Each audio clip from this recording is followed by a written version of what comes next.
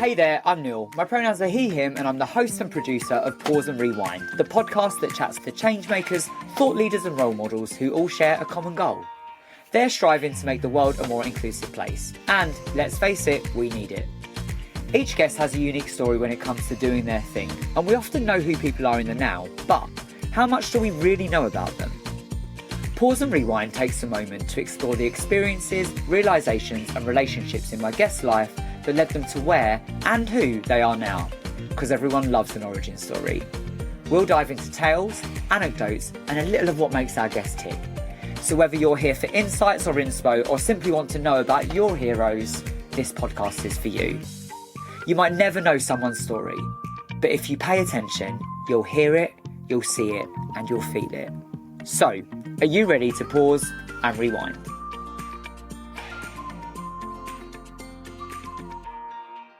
Hey there, and welcome to this episode of Pause and Rewind, where I am chatting to someone I met earlier this year when I was invited to speak at his event. It was called Icons of Inclusion. I was on a panel all around trans allyship, and I love what this guest put together with that event. It's an event that speaks to diversity and inclusion within the luxury travel business, and it was a fantastic event. So much learning, so much solidarity and enthusiasm in the room. The guest is Uwern Jong. Uwern is Experientialist in Chief of OutThere magazine. Firstly, what a job title, Experientialist and in Chief. And no wonder that Uwern has trademarked that, actually trademarked it, which I think is genius.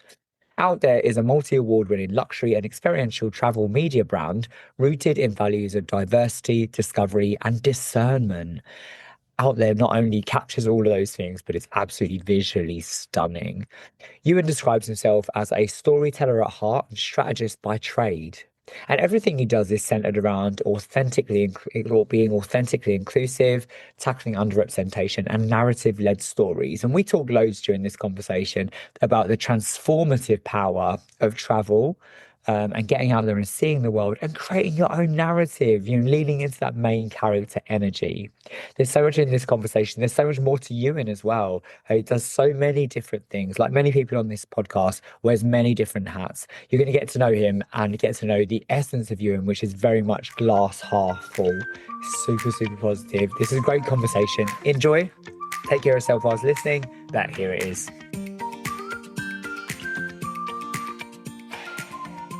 Hey there, Uwern. Welcome to Pause and Rewind. It is so good to see you here. Hi, Neil. Thanks for having me. Really, really glad to have met you very recently and actually to have this chat. Really excited. I mean, I was absolutely chuffed to be on a platform at an event called Icons of Inclusion. So, that was an absolute privilege for me. No, I'm glad you could make it. And the chat, we talked about trans affirmative spaces and making space for people from diverse backgrounds and letting people to be who they want to be was really affirming and amazing. And I know I took away so much from it, and I'm sure our audience did too. So thank you for being part of that. Really appreciate it. Absolute pleasure. It was a gorgeous event, and you and the team should be so proud of what you achieved. I'm sure we're going to talk about that a little bit about that later, but I'm going to start with a question I ask all my guests, and that is, what does the world look like for Uwern Jong right now? Oh, that's a big question. I'm a glass half full person. I've always been a very, very positive person, sometimes maybe a little bit too positive and hyperactive as a result of that. I can't deny that at this moment in time, in general, the world is a really interesting and maybe challenging place for a lot of people. There's just so much going on.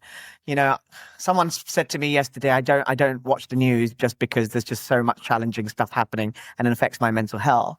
It really took me by surprise because that positive person that I am sort of jumped in and said, no, you have to watch the news because you have to educate yourself with everything that's going on in the world right now. And you can't be a cultural commentator, or you can't fight back, or you can't really understand what other people are feeling and have empathy with other people if you don't know what's going on in the world.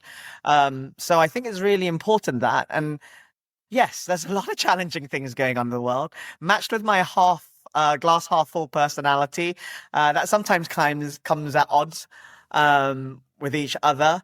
It is quite sad what's going on, but I, take that as an opportunity and a catalyst to try and fix things, maybe not fix the world, but change as much as possible in my own life and in the way I perceive life and my life with other people as I can. So that's what I'm doing. I'm trying to spread joy as much as possible, whether it's through my work, whether it's through personal relationships, whether it's in life in general. But everything going good. That's the glass half full answer to that. I feel everything's going good because, there's just far worse that can happen in this world. So I got to appreciate what I've got, and I really do appreciate what I got. So everything's going well, Neil. Well, I mean, that gratitude carries us through the challenging dark times as well, right? It's really important that we don't overlook the importance of the good stuff, because how can you fight the bad stuff? I totally agree. And I think there is so much bad stuff, and people take that bad stuff on themselves and really sort of almost absorb it. And in addition to all the challenging stuff that's going on in their lives, just merely existing, beyond what things that we can't control. You've got to take that spoonful of medicine, as we say, a little bit of sugar in your life, and be able to see the light at the end of whatever length of tunnel that you're in right now. So totally agree. For sure. And as a community, we do have a lot to be joyful for as well. Community being one of those things. The creativity, the innovation that our community has. That's phenomenal. And you are an absolute shining example of all of those things with your many, many hats. Are you happy to share a little bit for anyone listening around some of those things that you're putting out there? Because you've got OutThere magazine, you've got Icons of Inclusion, you've got the tourism side of things as well, the adventures. It must be a lot to balance.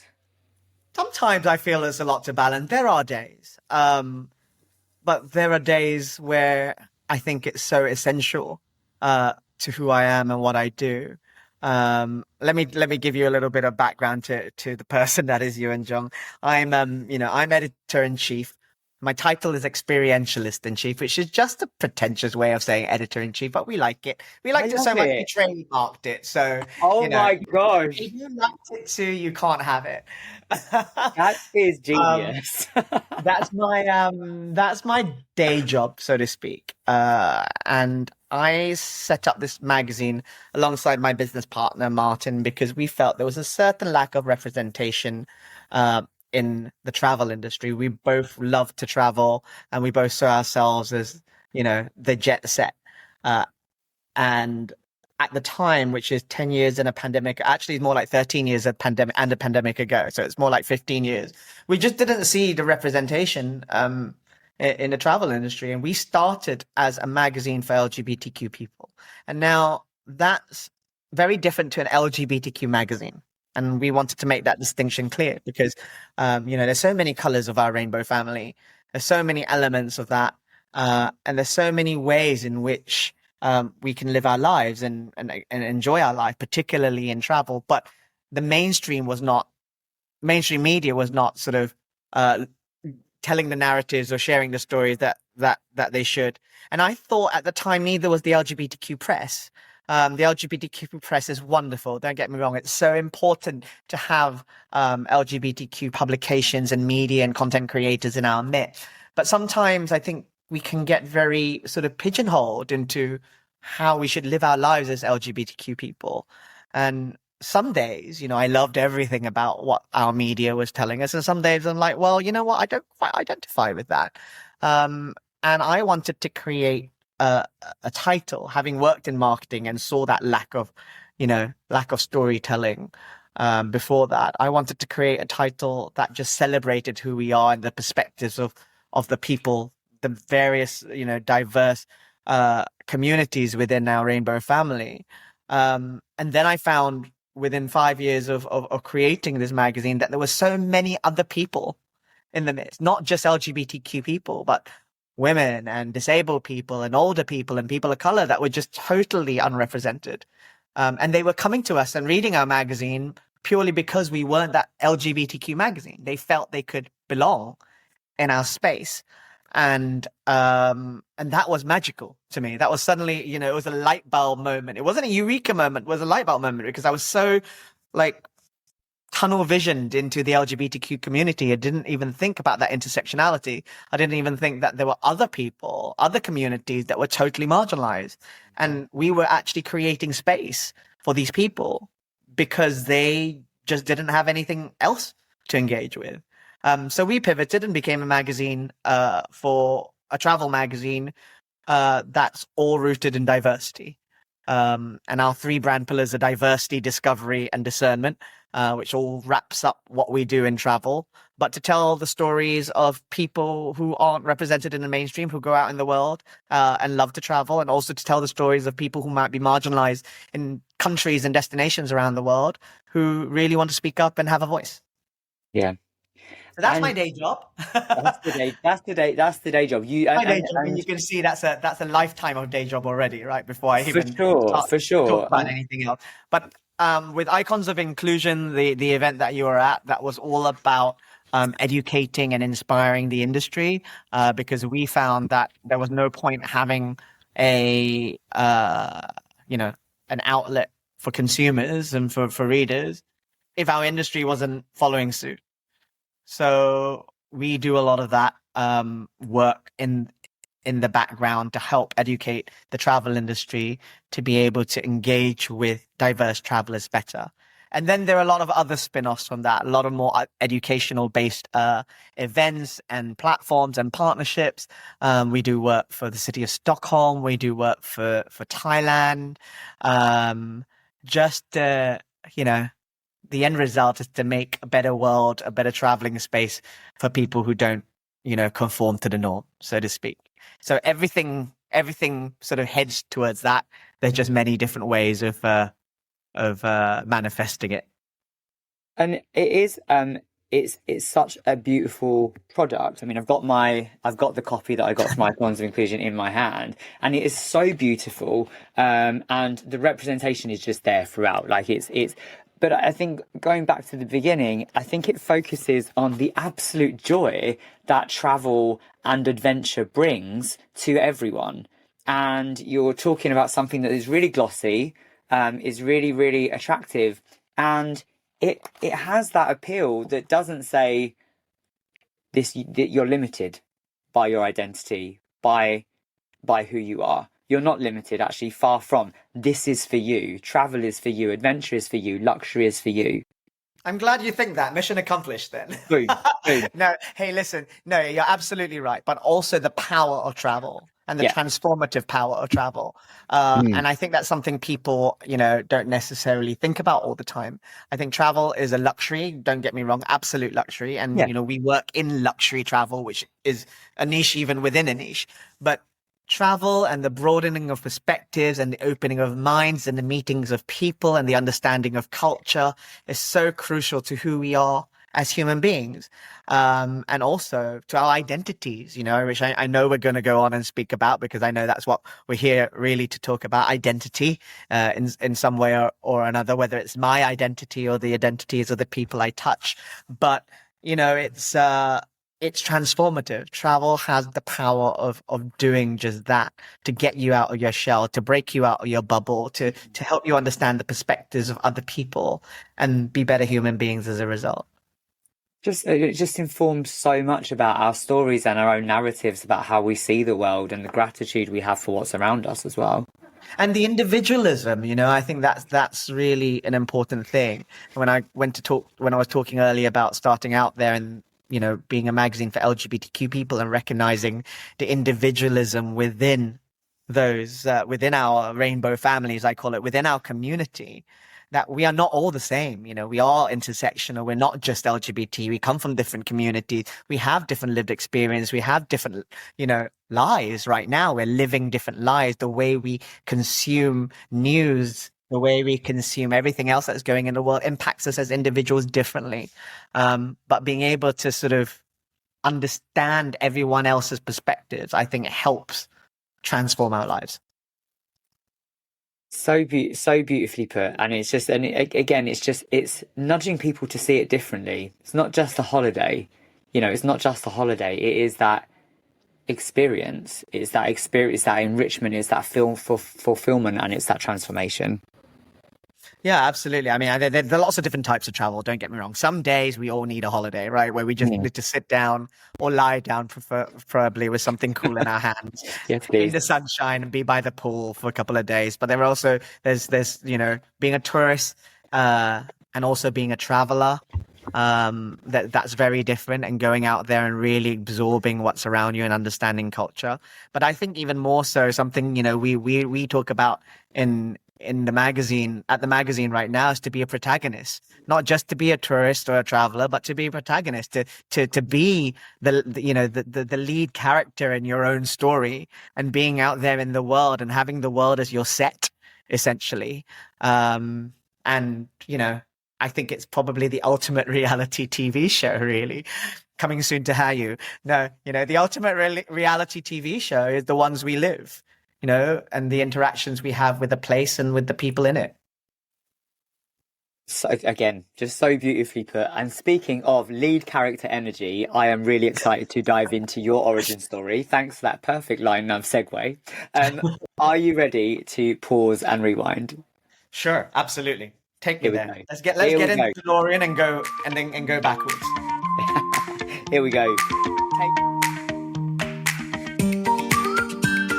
Take me back. Tell me all about little Uwern. Oh, how far do you want to go back? How little? Well, for those of you who are listening and maybe not watching, I have a face for podcast, thankfully. Have a beautiful face. I am of Malaysian Chinese heritage. That's why I am. I was brought up in this country. I was born in this country, but I actually returned to Malaysia. My family decided to uproot and take us back to Malaysia for my primary school years. So I understood who I am and where I came from and my culture. I mean, maybe I didn't really appreciate it at the time necessarily, but I really actually appreciate it now. And reflecting back to that time, it was an amazing time to be in Asia. It was the 1980s. I said under a hushed tone. It was the 1980s. Things were changing fast, and Asia was, Malaysia particularly was in this time of flux, becoming sort of a rapidly evolving Asian tiger nation, as they called it, but still had that old world sense of, just coming out of colonialism and the magic of the mystic East, so to speak. And a sense of family and a sense of identity and understanding where I came from and belong. So I think that shapes a lot of the person who I am today. I'm proudly intersectional. I'm proudly British of Malaysian heritage. I love where I come from. I'm actually very thankful that my parents have retired, left the UK and returned there now, so I get to visit often and get to see them in their natural habitat, so to speak, my natural habitat. But alongside that comes a weird identity crisis. And anyone that straddles two nations, two cultures, two intersections of anything can attest to that, will tell you that. You don't ever quite feel you belong in either. And that's a strange feeling as a person. Because you know what, we talk about this in inclusion all the time, right? The concept of belonging, and belonging being so important to rooting who we are, that sometimes when you come from two cultures and you have two intersections, and sometimes they do clash, it's an interesting thing. It's an interesting feeling. So, growing up through the years as a kid, through my teens, I had always one foot in Malaysia and the other foot in Britain, two very different cultures. Yeah. And two very different almost ways of life, What yes, I totally relate. And I guess that lack of belonging often leads to a sense of displacement when you're in either space or the other. Absolutely. And, it's very easy to say, Malaysian people don't think I'm Malaysian enough. They think I'm British. Right. And British people don't think I'm British enough. They think I'm Malaysian, and coming back to school, I came back from my primary school. So that was like 12. I spoke with an accent. my English was very good because we spoke English at home, went to international school, all that kind of stuff. And, holding a British passport, it was just an interesting time. And I did feel quite lost for a little bit, let alone, the pubescent years of coming through life and actually, not realizing necessarily, sort of manifesting the idea that I was a gay person, and what that meant to a young 12-year-old who's just left the country he grew up in and returned to the country he supposedly belonged in. Layered that with, oh my God, I like guys. And, I'm different. And there's this expectation of who I am to be, coming from an Asian culture, and what I'm even to study and my career prospects and the life ahead of me, let alone this sort of spanner in the works, so to speak, that, yeah, I might be gay. Well, no, yeah, I am gay. Or then flipping back to might be and might be, am. Very, very, very strange place to be. Didn't realize that was intersectional at the time because there was no word for it. And I don't think there is even now. I think it's a feeling. It's what people feel, the sense of belonging and space and, mental health and all of that. I think it's all quite a recent thing that we started to articulate, but most of us grow up, and even today people do grow up without actually realizing what that is. And they feel different and they don't know why they feel different. You can rationalize it as being different. That's my front door. Can we break for a second? For sure.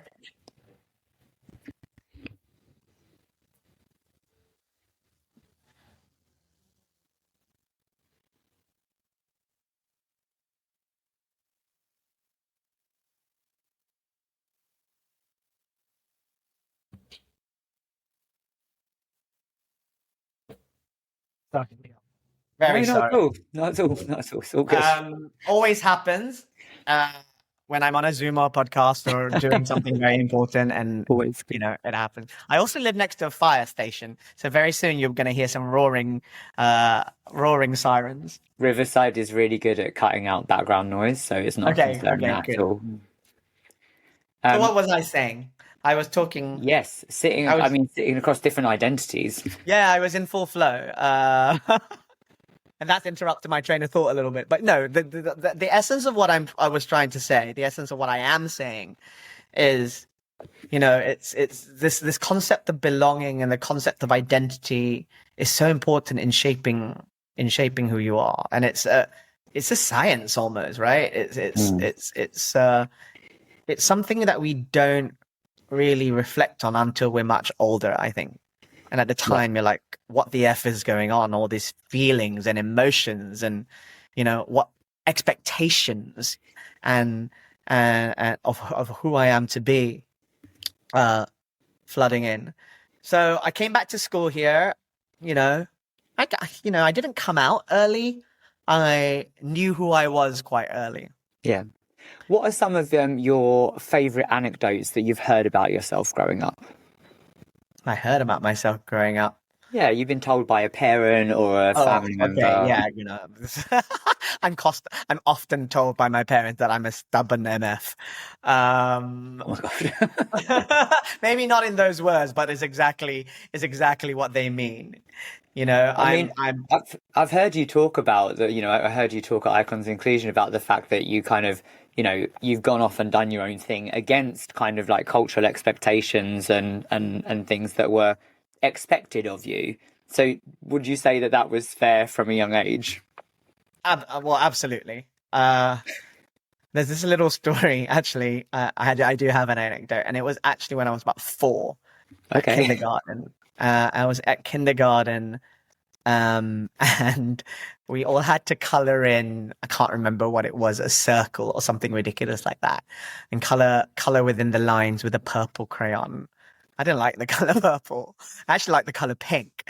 And there was a bright pink crayon there. And I scribbled away. I remember just enjoying scribbling and scribbling and scribbling.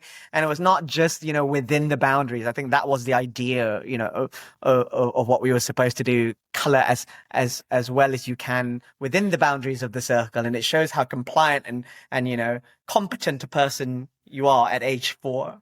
Not me. Pink crayon, outside the lines, all over the piece of paper, probably all over the table as well. And I remember being, told off hard. And my parents called in when they came, to pick me up at the end of the day that, this person is non-conforming and doesn't listen to orders, and he's going to grow up and be trouble. I've always remembered that day. And then, but the one thing I remembered most about that day was my mum clapping back at the teacher and says, "He can be whoever he wants to be. Why does he have to color within the circle? Why does he have to do what you say?" So actually, there's something quite interesting there. From very early on, me being the nonconformist was always supported by, despite Asian parenting style, by people who were actually probably quite liberal. And I didn't recognize that, who lived in this country, in the UK, and returned to Malaysia, who were young, they were in their 20s back then as well. And maybe they too were coloring outside of the circle in a pink crayon in their own way. And, feeding that sort of vibe into me. So I think that became quite a good analogy of the person who I am. Yeah. I never really conformed.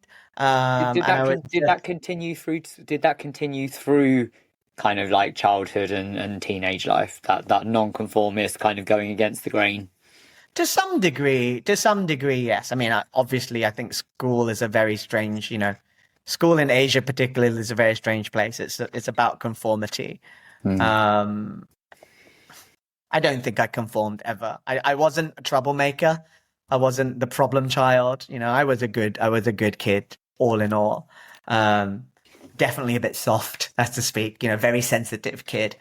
But actually something very interesting changed in me. I think I hit puberty. That's what happened. And I went from this very sensitive kid to quite a confident kid almost overnight. And I guess also the change of scene allowed me to do that. And also maybe going back to what we were talking about earlier, that sort of one foot in each, camp, never really belonging, allowed me to code switch a little bit, allowed me to transform, because now I was leaving the country who knew me, the place, and my friends who knew me as the soft, sensitive kid that colored outside the circle in pink crayon, and liked to dress up and to, be flamboyant and wanted to be a singer and actor and, all that kind of stuff. And it allowed me to think, you know what, I can be someone different. I can go and So was it be a very who I am choice? and play sport and do theatre and be in the sort of CCF. Do you know what that is? The military, the military thing. When I was, the school I went to was actually an old military school, and they had this thing called the CCF, which is a combined cadet force. And basically, all the sort of softer, sensitive, kind of gay or queer kids, so to speak, as I identified them at the time, I knew who these people were, did something completely different. They didn't want to do this military thing. But I didn't. I wanted to do that. I wanted to go and be someone different and try something different. So it sounds like that switch from the softness to this confident, this overnight change, as you describe it. It sounds like that was a very conscious decision. I think so. I think it was a conscious. I can't say for certain. I kind of, I was someone who sort of evolved into a more confident person in my sort of teenage years. Yeah, most definitely. And also maybe being away from home and being away from the comforts of my parents and, all of that, having to grow up very quickly and become independent very quickly probably helped. That too. And I say that not, I say all of this in what I think is a positive way. And because that's the person I am, but I whether it was positive at the time or not, but it definitely shaped the person I am today. Yeah.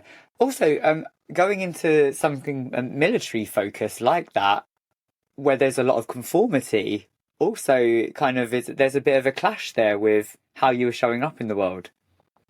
boys in uniform. I don't know. There's that too. Listen.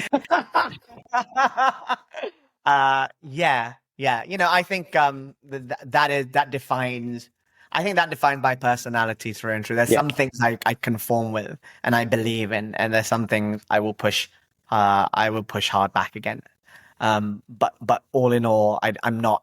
I'm definitely not a conformist. Yeah. I just like to experience things and see things and make decisions for myself, I think. Yeah. And sometimes maybe non-conformists crave a little bit of discipline. Yeah. Crave a little bit of lines of writing of coloring inside the circle, so to speak. Yeah, as a bit of a rebel, I can completely appreciate that. That sometimes I just need to be told what to do. It's why I go to HIT. It's why I go to HIT classes. So I don't. Sometimes it's so I don't have to think. Yeah. No. Absolutely. Yeah. Absolutely. Yeah. Always feel that you're making the decision. But you know what? I am a stubborn person. There's no doubt about it. Sometimes it's very hard to sway me once I get my idea fixed on something. But you can see that as the glass half full version, or you can see that as the glass half empty version. I choose the full version.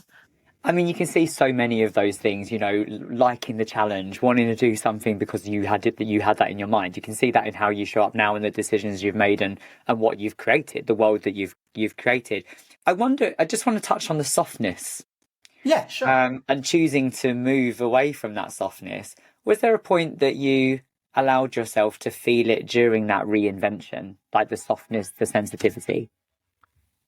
Allow me to feel it. Explain what you mean a little more. Just you made a conscious decision to move, conscious as it could be at that age, to move away from softness to a more confident, different person. That switch from being a sensitive person to a soft person. And I guess, did you miss that softness? Did other people around you miss that softness? And was there a point that you re-embraced it? Sure. My mother would tell you that, I became this stubborn, annoying teenager. But you know what? I'm unapologetic about it. I still am quite a sensitive person. I'm the Uwern that people don't see cries at rom-coms and, silly things like that. I think growing up in Asian culture, another anecdote I remember when I was leaving home at age 12 and my mother telling me a fable story about, basically, I can't remember exactly what the story about, but it was about not crying, not showing your emotions and, to be able to be strong and confident in that way. And I never understood that because, I was quite an emotional person anyway. And I think emotions are important. I don't miss, I'm not always this big confident person. I'm confident. Sorry, don't let me get my words right. But I do have a soft side. I do have a sensitive side, particularly around people I know and love. I miss people a lot. I think I'm very thoughtful, as much as I can be to my partners and friends. So no, I wouldn't say that soft bit has disappeared. I don't think it, and I don't think the two can't exist mutually, can't exist together.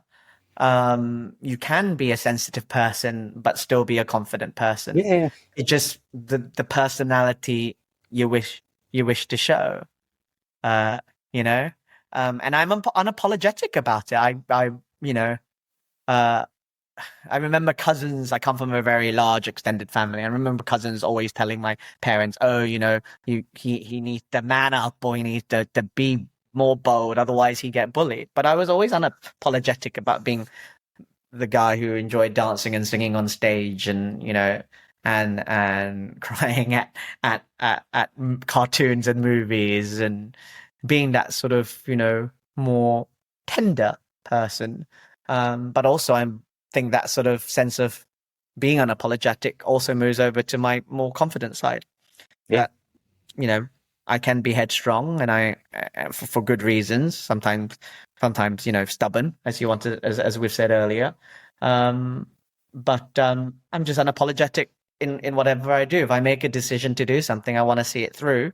And however, the best way of seeing it through, whether it being showing my more sensitive side or showing my hard, hard-nosed business corporate side, that's up to me and how that works. I don't think there's a conscious decision in anything. I think as people, we do tend to code switch. I don't think we're one person the whole time. No, not at all. And who we are in front of different people and when faced with different circumstances can change. Yeah. And what's going on around us at the time? Absolutely. Yeah. Absolutely. And and whether we fight or flee, so to speak, I think it's so hard coded into us. I was just having this conversation yesterday about unconscious bias, and someone was saying, why does unconscious bias exist? I said, actually, it exists in all of us. None of us are free of unconscious bias because it's a hardwired thing in our human personality, because it's about fighting or fleeing. Yeah. We have to decide in an instance whether we're in danger or not in a situation and act accordingly, right? And I don't think it's sometimes a conscious thing. No, and I don't always. I also maybe slightly questionable wording here, but I also don't think it's always a wrong thing either. I think that sometimes it's a self-preservation thing. Mm-hmm. No, that's exactly my point. But I think we sometimes have to check ourselves and make that decision and say, is that decision right just because of who I am and what I know and my background is? Am I making the right decision? And sometimes you are, and sometimes you're not. So c'est la vie. It's the preparedness to learn from it, I think, and address it where you need to. When when you can recognize that it's not serving you or people around you. What was the goal? What did you want to do when you grew up? Well, I definitely did not want to be what my parents wanted me to be. No. All the way through. And, talking about conformity, I mean, this conversation just actually making me reflect on myself and things that I don't actually think about very often. It's so interesting. To that degree, I conformed. I was a brilliant student, not trying to pat my own back, but I was a grade A student.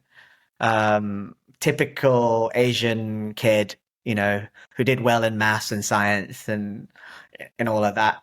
An overachiever, so to speak, and that's what it says in my report cards, as well as my report card saying that sometimes I was a little bit stubborn.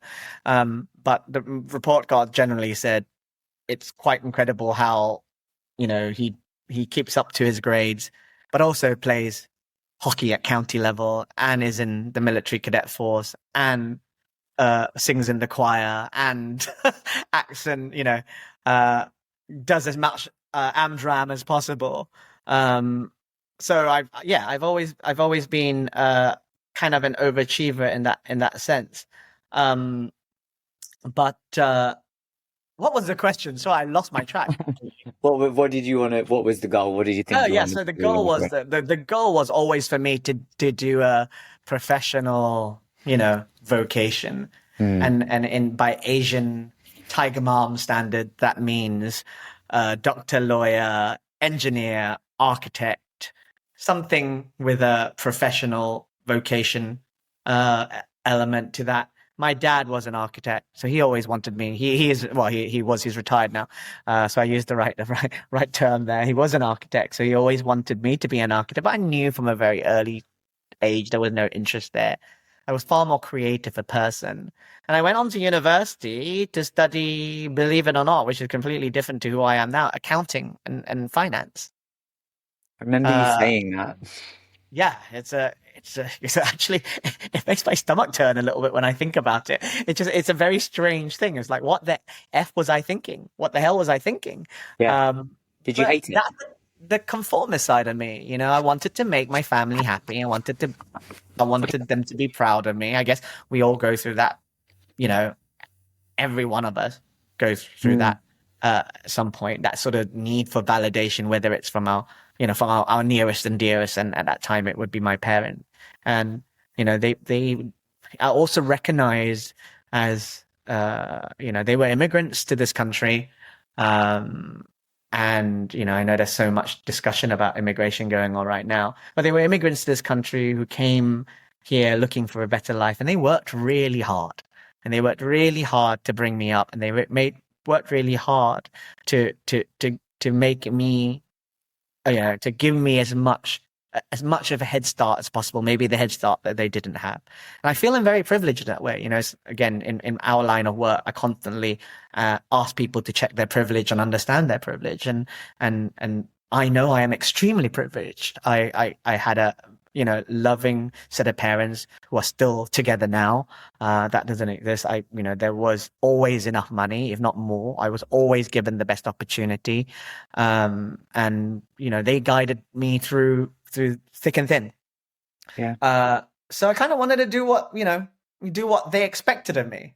But then the coloring in pink in the box Uwern at university soon found out that this wasn't what he wanted to do at all, and craved far more creativity and opportunity in my life. I actually wanted to study geography, but and I love the concept of human geography, particularly not the geology and rocks and volcanoes side of things, but how human beings interacted.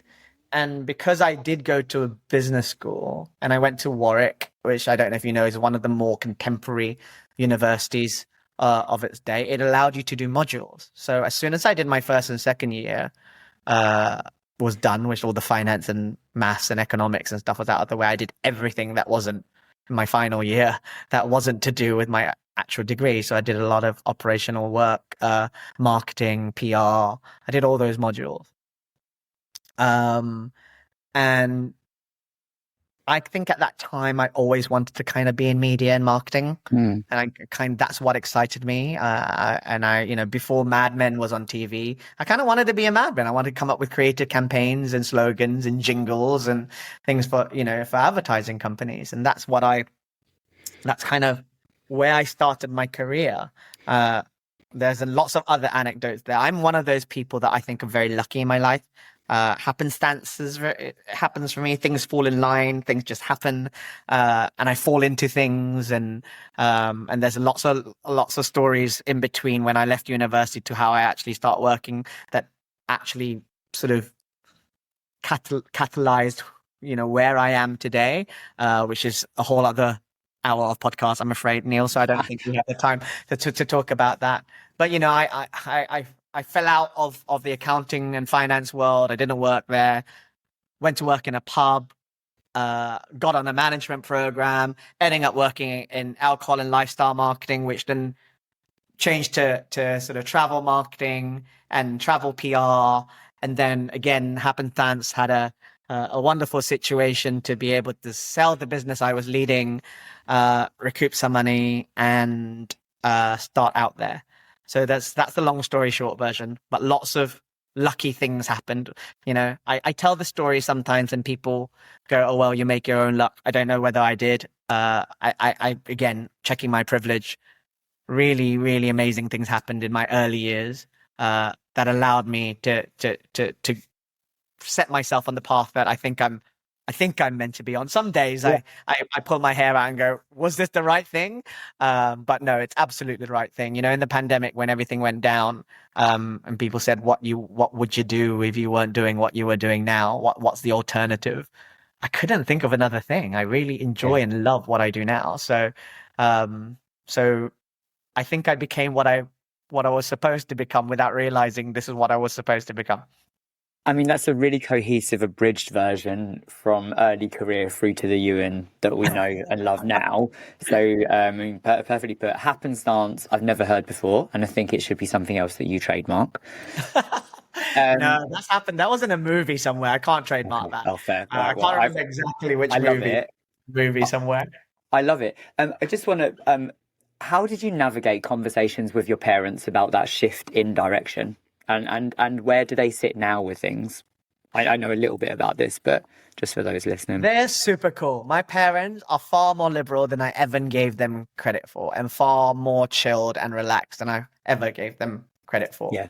And it sounds like that from the reaction to the colouring outside the box in pink. But even my coming out story, it was like My mother cried for about a week, because she blamed herself, and it was like, oh, did he go away too early? Did he, did I let go of the apron strings too early or whatever? But she was cool within a week, and my dad, who I was terrified of when I came out, was absolutely cool with it from day one. He sort of had a shrug the shoulders personality to that, and went, why is it even a problem? So they were really cool. So I never had to navigate that again, checking privilege. I kind of just did what I wanted to do, and they would go, oh, maybe it would be better if you did this, but we support you in whatever you do. There's always that sort of it is beautiful. There's always that little Asian guilt, that like, if you know anyone from, I think, immigrant families, that always happens. You should have done this, but we support you still. You could have done that, and but we support you still. So there's always that Asian guilt within that. But no, I've been very, very lucky, and I could always do what I wanted. And I think that made me, that gave me credit. Even today, even today, when I tell them what I do, they're all, maybe there's never that sort of like, wow, that's amazing in way of support. But there's always that, that's cool. That's really good what you're doing. Yeah. There's a pride. There's a pride there. Yeah, there is a pride, but, never shown in the traditional, maybe more Western sense, of like, I'm proud of you, son. There's none of that. There's we're here if you ever need us, and we're going to feed you lots when you come home. We love you in this way. But we're never necessarily going to say that's amazing, because, you'd probably be more amazing if you were a lawyer. Right. That's still the kind of tone of voice. But I know deep inside that's just who the people they are. Yeah, no, that's a relate. I sometimes think that my family they also just don't get what I do. They don't get it. Yeah, but I don't think it matters. I don't think everyone has to get, and be absolutely engaged in everything, and just the knowledge that they're there, and they're always happy to support you, and they are your cheerleader. Because I don't think anyone, I know there's some circumstances where it's terrible and parents don't support their children, but I think most parents just want the best for their kids, regardless of what that is. Is there a moment from your career that you've once viewed as a failure that you see now was the making of you? And my mother would say failure is not an option. Okay. No, I'm kidding with you. I'm painting this dragon mom situation now. Not at all. She's listening. Mom, if you're listening, it's not true. Was there a sense of failure? I fail every day. There's always something. And I pick myself up, dust my knees, dust myself off, and try again. Okay. I don't think there's any story of a particular failure, because I think it's important that we do fail, because we do fail to learn. We don't learn if we don't fail, and make mistakes, and that happens in everyday life. It really does. Just every interaction. Sometimes you go, oh, I wish I didn't say that, or I wish I didn't do that, or I did something in my business that was not supposed to do, or I made a decision that was the wrong decision and made people unhappy with me. All of that. But all you can do is just, dust yourself off and learn. I don't think there's one particular failure I can name, but rest assured, I'm not saying that I'm absolutely perfect and never fail, and failure is not an option. I fail every day. There's something that I wish I could do better. I wish I had more time to do. I wish I could invest in more. I wish I had thought about. I wish, I think that's the sign of an entrepreneur too, someone who thinks like that, because your mind's always thinking about something else that you could be doing. But I've learned, and actually I would say maybe only in the last few years since the pandemic. I think the pandemic actually was a good lesson to me, to who I am today, that the worst things that could happen, and actually think sometimes things don't matter that much, as much as you think they do. Or yes. I don't know how to phrase this. I've not got the word necessarily to phrase this, but right now. But I just think that just quickly. I'm very quick to move on.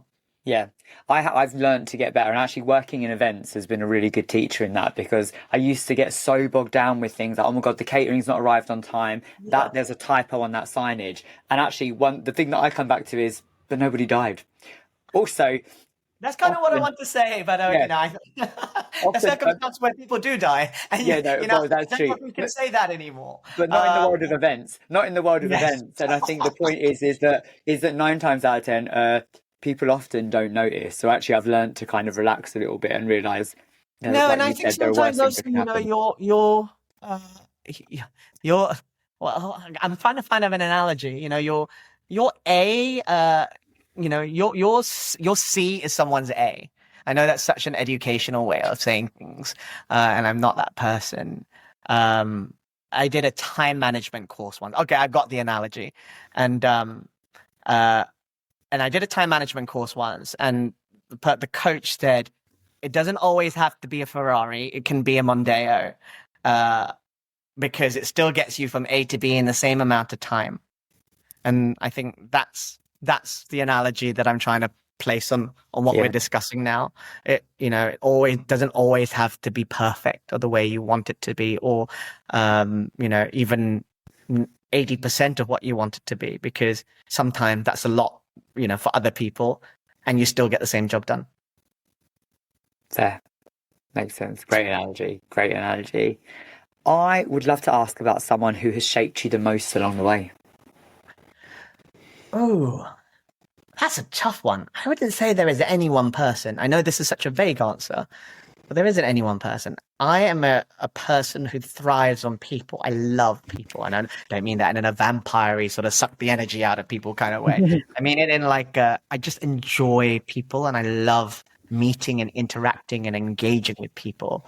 And every single person who has been in my life has touched my life in some way or another, whether or not they've inspired me, or just something they said, or just knowing that person and feeling the warmth and love of that person, is so important to me. And I take little bits of everything. I think I take away a little bit of every interaction, and it helps shape me for who I am. But there is one story. She remains anonymous. She remains someone who I don't actually really know or kept up with. And it's kind of part of the story of why we set up OutThere. And this is a weird, quite slightly spiritual story. Happened in Cambodia, in Angkor Wat. In the time of which I left marketing and was figuring out what to do, I took some time off, went traveling. Was in Cambodia. Those were the days that you could still climb Angkor Wat first thing in the morning. I don't know if you've ever been to Siem Reap in Cambodia. It's the most beautiful place. I think it's a 9th or 10th century city, century city, and it's still, it's in ruins, but it's still pretty much there. And it's one of the most spiritual, beautiful places on earth. And I was climbing Angkor Wat, lots of steps up to the top of the temple, first thing in the morning, probably about 3 or 4 a.m. in the morning. And the idea was to get to the top, and a monk would bless you if you were the first person up. Got to the top, found out that I wasn't the first person up, was rather angry with myself. The overachiever in me. I set off very, very early. And it was a Canadian lady, and she had beat me up, but she was in crutches. She was crutching her way up all the way to the top. So anyway, I settled down. We saw the sunrise. She shared with me the monk's moments. So the monk blessed us together, and we started talking. And it was it sort of, the story. So I'm welling up a little bit, but the story was that it was her final journey. She was terminally ill, and this would be her final journey. And it was a beautiful sunrise, a monk blessing. We all cried a little bit. And her final words to me as we left each other at the top of this temple in Cambodia was, you know what? If there's something you want to do, go and do it. Seize the day. Make sure it happens. Do everything you can to make it happen. Because, you mustn't live your life with regrets. And she said, I'm a person with lots and lots of regrets. And this is my final journey. I know I'll be dead within months. So my advice to you, young man, literal words, was, totally unprompted, seize the day, if there's something you want to do, go ahead and do it. And that's actually how OutThere was born. Because I came back, spoke to Martin, my business partner, who was also there in Cambodia. And we said, let's just do it. Let's start it. What we got to lose? So from a kitchen table in Hackney, literally a month after we got back from Cambodia, we started OutThere. What a beautiful origin story for the work you're doing now and OutThere. Like that's incredible. Yeah, it's not, I don't think it's so much for the work. It's so much more about personality. It's much more about being unafraid and unapologetic. And, I don't often tell this story. I think I've told the story to one other person. But it was just one of those moments where you think, you know what, life is short. And I know people have those moments every day and people are reminded of that every day, but life is short. And actually you should really live it. So don't become that accountant and don't color in the circle with purple crayon. Do what you want to do. Wow. My final question for this segment is this. Looking back so far, what are you most proud of to date? Wow. That's the big one. What comes to my mind first? I'm proud of what we've achieved OutThere. Sometimes it's an uphill battle, but it's my baby. I'm proud of my 15-year-old. I'm not someone who wants to have children. Definitely, that's not who the person I am. But this is my child, and sometimes dysfunctional, sometimes maddening, sometimes very stubborn child. So maybe I brought it onto myself. I know what my parents feel. But I am so proud of what we've achieved OutThere. Just as a magazine who's come from a diverse and intersectional standpoint, who's developed into something altogether different, who had spin-offs, because I feel we're doing some good. We're a business. There's no doubt about that. But I feel we're doing some good in the world, and I want to be part of the solution to what's happening in this world, and to do things with purpose rather than just plod along. And I think we've achieved that, and we're getting there. And there's so much more that we can do and want to do.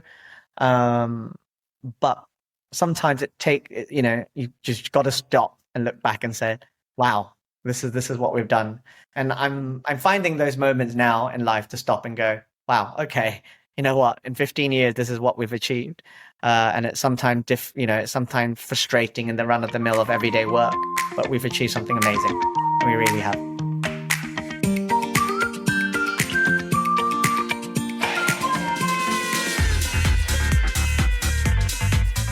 The House of Happiness is London's ultimate sober clubbing extravaganza. We're led and delivered but created for all, whether teetotal, sober curious, or just taking a booze snooze. We love a day rave, and on a Saturday afternoon you can expect banging house tunes, DJs on decks, dancers on podiums, and a fully stocked alcohol-free bar. Flamboyant, bold, with a glitter station to boot. We're all about safe, inclusive fun, and we even have a pre-meet so that you can make new sober buddies before you hit the dance floor. Grab your tickets from Instagram now at House of Happiness Official, and we'll see you on the dance floor.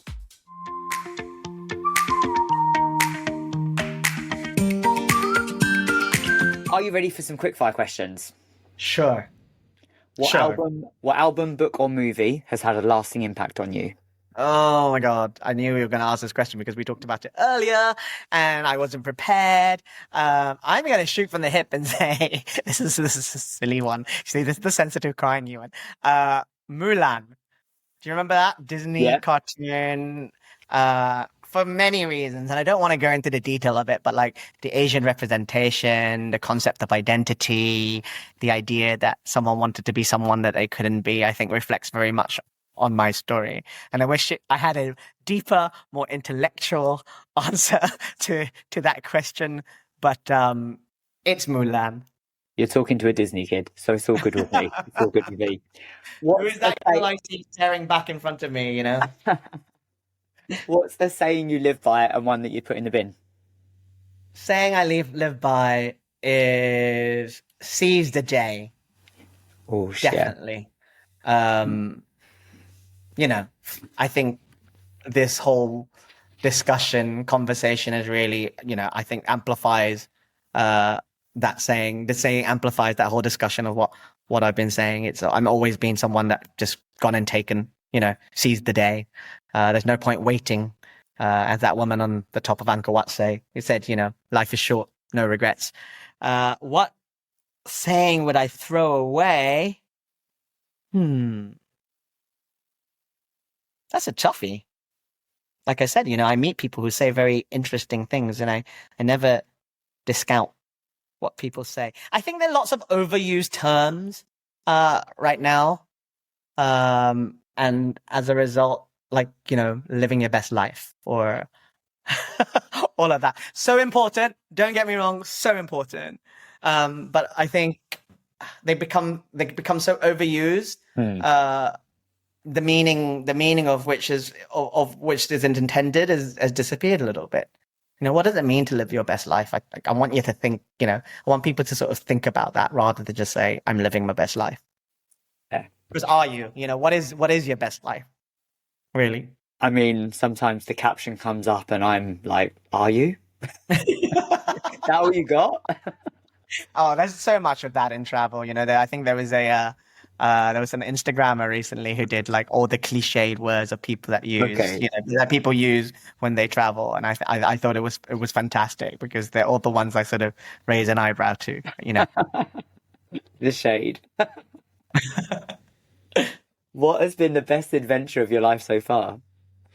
Woo, that's a tough one. I think this adventure, this life of creating something from nothing that I can say is truly mine or ours, and be able to lead it and guide it and bring people, along the way. That sounds a little culty, definitely not. But just like really to spread the message of acceptance and tolerance and purpose and representation in what we do. I think these are lessons that we all need to learn from life, but to be able to have it in our work as well is really joyful. So this adventure, whatever this adventure is, and I've got a cliched saying for you. Life's not a destination, it's a journey. So that's one of those cliche ones I want to throw away, but it's true. Yeah, it's true. It's a good one. It's a good one. And that's why I say this adventure, because this is a particular adventure. And then doesn't mean I haven't no side adventures. There are lots of side adventures happening at the same time. But I currently love this adventure, and who knows what the next adventure will be. It could be something completely different. Yeah. Life's the journey, not a destination. It's a good one. And you are bringing people along on a journey though, through the way that you are educating and storytelling and being creative and innovative. You are bringing people along with you. I hope so. And again, glass half full. I hope people are listening, and I hope that, we're not preaching. I think you were there at Icons when I closed this with the speech saying, I hope we're not preaching to the converted all the time, because there's a bunch of people who want to do good, and they're the people that are always in the room. What we must start. So the people we must talk to are the people who are not in the room, who don't necessarily want to be in the room. And that's, that's a very important part of the mission too. And with everything that's going on in the world, I don't even need to articulate what that is, because there's just so much of it. We can only do our best, right? But we must continue. And fight is the wrong word, because fight sounds really like angsty. We must continue to influence. We must continue to inspire, because I think, with my glass half full, I see the good in people all the time. And people do inherently want to do good. It's just what that interpretation of good is. And I think if we can inspire and influence that, maybe we can change the world one small bit at a time. Absolutely. What 3 words would you use to describe you and your origin story? Oh, stubborn? No, I'm kidding. I've learned a lot about myself today, Neil. Thanks for that. What 3 words would I use to describe myself? Positive. Definitely positive in the sense of, going out and making change. Unapologetic. is another one. I will never apologize for who I am, all my different life journeys or my different life adventures. And I say queer in all its positive, beautiful sense of the word, and what it means to the idea that I don't conform and I'm different, and what being part of our wonderful queer community affords me, the privileges it affords me. So much, we talk so much about, the negatives of being queer sometimes, but there's so many amazing positive things about being queer, the sense of community, that our celebratory culture, the desire to fight and inspire and change minds, and just having a good time, having a gay old time while we're at it. Hey, love that. I know it doesn't apply to everyone. I know people are fighting, and people are having a difficult journey, particularly right now. But I think we need to celebrate the positive side of being queer too. Yeah, 100%. 100%. That's back into what we were talking about earlier. We need the light, we need the positivity, we need the joy. Let's fast forward a little bit. What exciting things do you have coming up?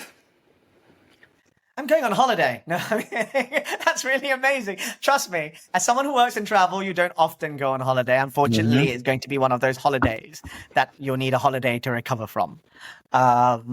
Because it's a birthday celebration and it's in Ibiza. So it's going to be a lot. But I am most looking forward to continuing traveling. Like I said, when we first started, I don't know if it was recorded this bit, but I've been at home in London, which is a rarity, for about 5 or 6 weeks. And it's been glorious actually being at home. But, I'm a travel bug at heart. I have the travel bug even. And I just enjoy getting out into the world for all the reasons we've talked about. So I have a bit of an epic journey coming up. From here, I go to Stockholm. After Ibiza, I go to Stockholm, and from Stockholm, I go to Japan. And from Japan, I go to Palm Springs in California. And from Palm Springs in California, I come back to London, resurfacing sometime in November. Hey. So I'm going off on some amazing travels literally around the world. And I'm really looking forward to that. Yeah. What brings you joy? Apart from travel, life, people, my partner, my friends, music, interior design, so much.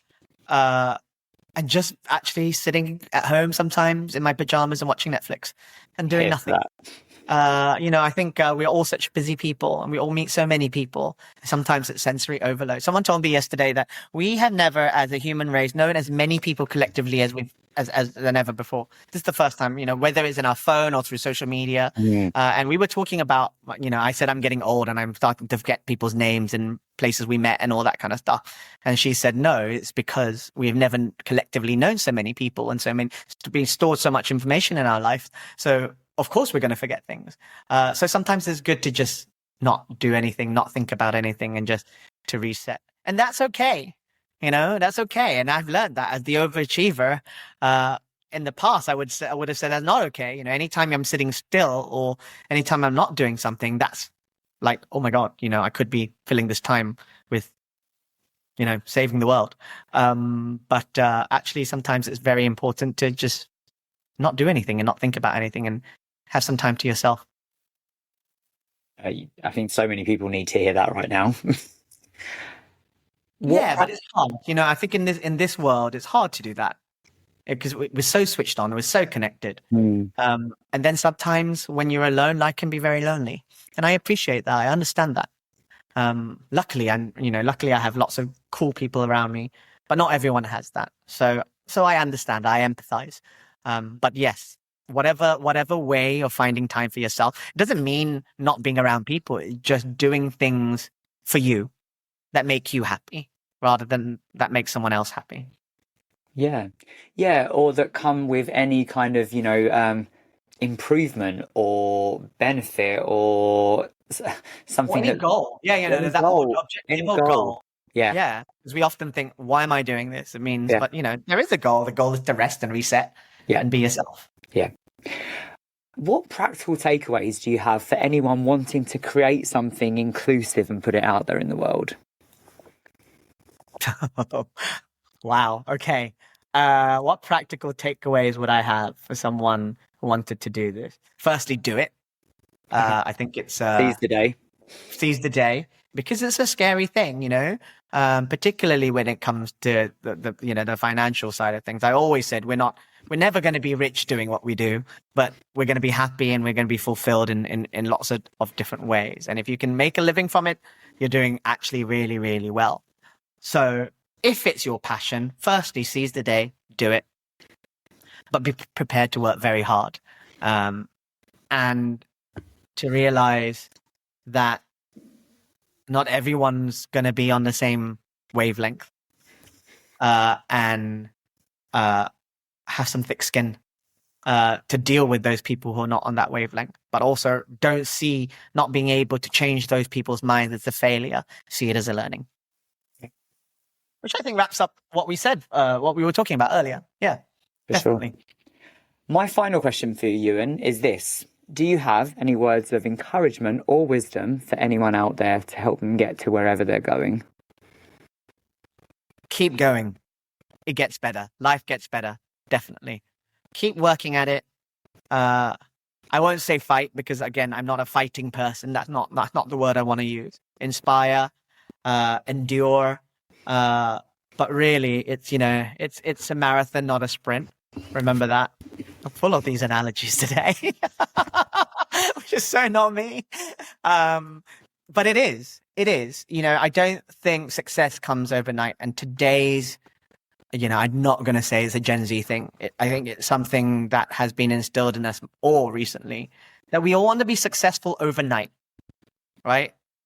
Whatever our mission, whether we want to be a pop star or, a high flying lawyer or a great magazine editor, we want that to happen tomorrow. We can't understand why it doesn't happen tomorrow. And then we get very depressed when it doesn't happen tomorrow.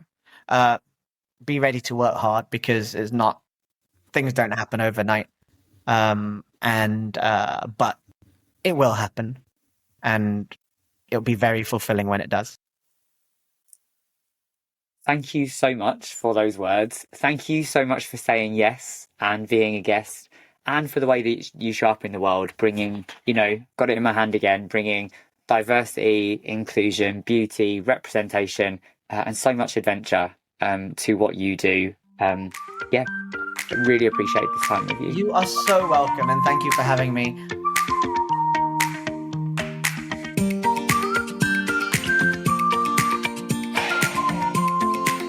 As always, I hope that you enjoyed that conversation as much as I did. You might hear I have a slight sore throat, so sorry about that. It's way too much partying at the weekend.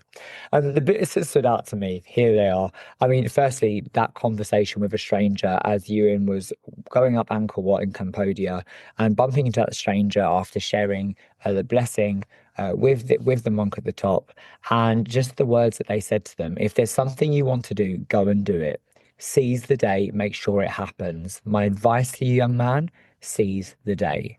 And that's how OutThere was born. And it sounds like it's such a fundamental part of Uwern and his story as well.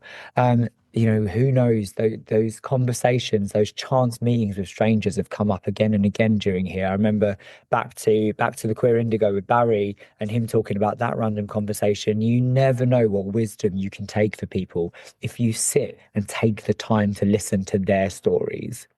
Also love hearing about you and being a non-conformist from a really young age, leaning into that sensitive, the stubbornness, the confidence, not being afraid to choose pink and color outside the lines. We all need a little bit of that. And it's even, we all know that it's easier when you have supportive people behind you, as Uwern does with his parents, like our chosen family, that not being afraid to go against the grain, as much as we all need a little bit of structure to fall in line sometimes. Sometimes we need to throw the rule book out the window. And Uwern does that in a really unapologetic way. Those that know me know that being unapologetic as fuck, as it's tattooed on my arm, is really, really important to me and how I show up in the world. So it's beautiful to hear when someone else reflects that. So yeah, what Ewan's doing in the luxury travel industry, is so important when it comes to diversity and inclusion, and all of those moments that led him there to become the lead character in his story. And yeah, his positivity, he really is a glass half full person. I really came away from this conversation feeling absolutely hyped and empowered, and I hope that you did too. If you like this conversation, please do like, subscribe, share, comment. All those things helps take these conversations out there where they deserve to be heard. Stay tuned for more amazing guests on Pause and Rewind. And until next time, cheers.